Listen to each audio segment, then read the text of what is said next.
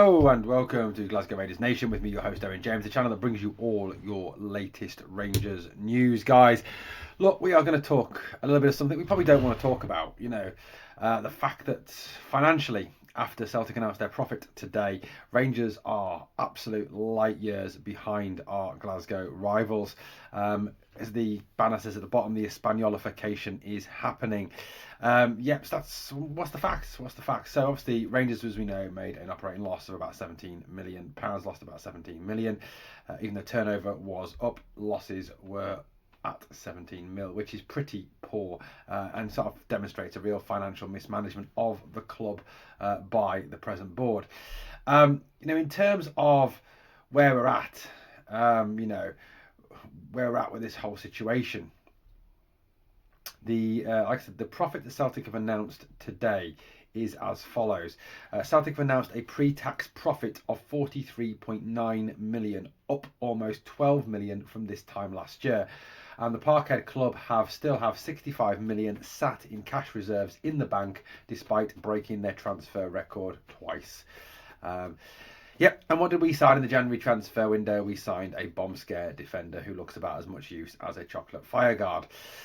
Great, wonderful, well done, lads. But look, the situation is very much one where they are now moving so far ahead of us. The financial spending power they have because of Champions League football, because of the trading model they have up and running already, is vastly superior to ours. Obviously, they sold Matt O'Reilly for in excess of 25 million. They sold Jota, now having back, of course. And they sold a number of other players, generating a vast sum of money. Rangers obviously made very little from the sales of any players over the summer period. Cantwell, Goldson, Lammers, etc. Look, the training model is certainly something that does need addressing, and we do need a situation where we bring in players, which does require spending money. We develop those players and we then sell them on for bigger fees. Now, that's one thing. The other thing is that we need regular Champions League football. Regular Champions League football brings you a substantial amount of money. Celtic made £38 million from the Champions League, exiting the group stage, obviously, and getting through to the knockout round where they played Bayern Munich. Rangers made 14 million. So do the math, that's £24 million difference, already giving them a head start of 24 million.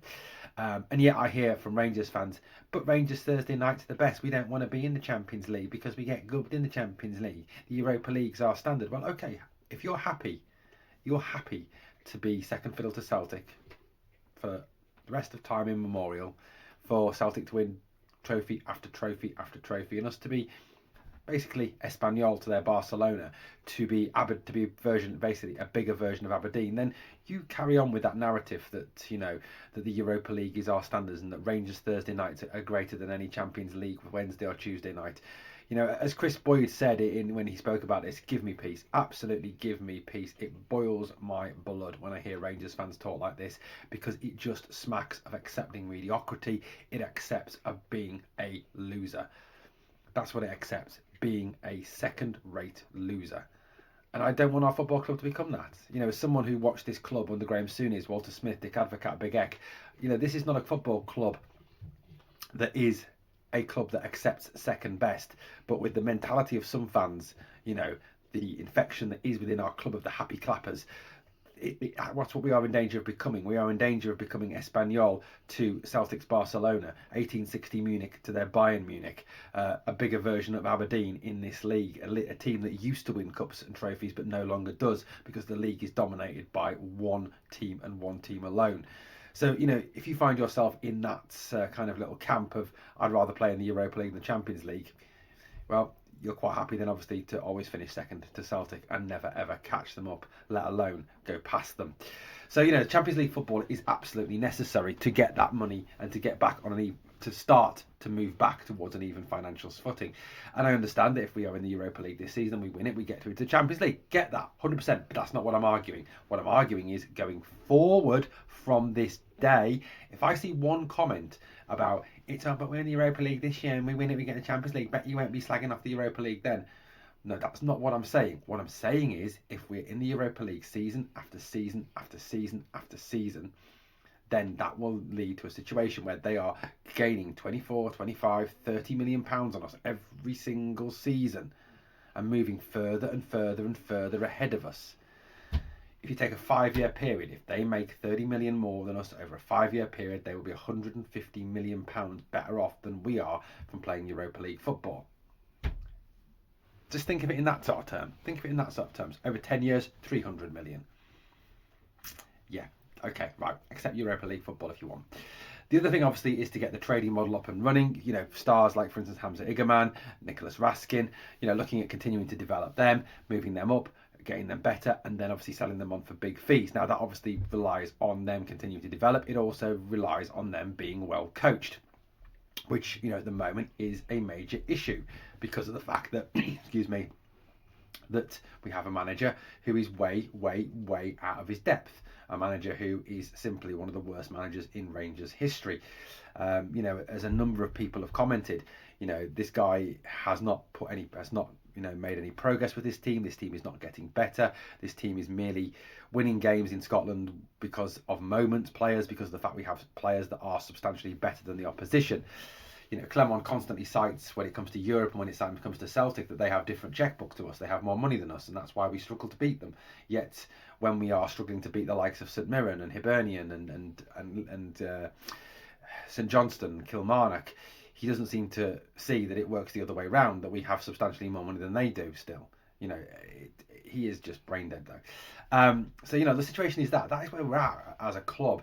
And there is a real danger, guys, of us becoming Espanyol to their Barcelona, becoming 1860 Munich to their Bayern Munich, becoming basically in Scotland a bigger version of Aberdeen. You know, a team that used to win trophies, a team that used to do well in the domestic leagues, but no longer does. You know, Clement, like I said, it is way out of his depth. He is way out of his depth when it comes to this team, and he just genuinely has lost it. He genuinely is in a position where he cannot take this club forward any further. And I was listening to Barry Ferguson talk, and you know, they were talking very much about the fact that, you know, that it's worrying that Rangers seem to be accepting of this averageness. They seem to be accepting of mediocrity. That they seem to be an acceptance, you know, from the board and amongst some of the fan base that this is fine. That this is a situation that is tolerable. Well, in any other era, in any other period of time, this manager would have been sacked. Michael Beale was sacked for being 7 points behind Celtic. Gio was sacked for being 9 points behind Celtic. Clement is 13 points behind Celtic, out of the Scottish Cup and lost the League Cup to them. Yet he continues in his position.